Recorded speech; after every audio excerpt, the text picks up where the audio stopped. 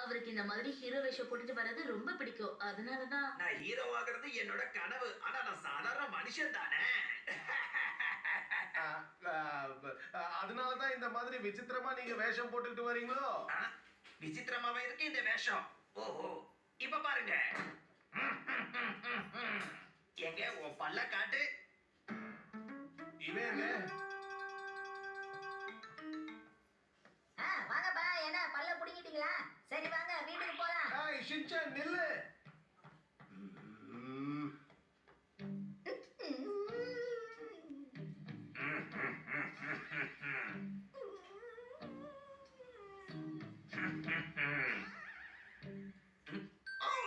நீங்க நல்லாவே இல்ல, மோசமா இருக்கீங்க.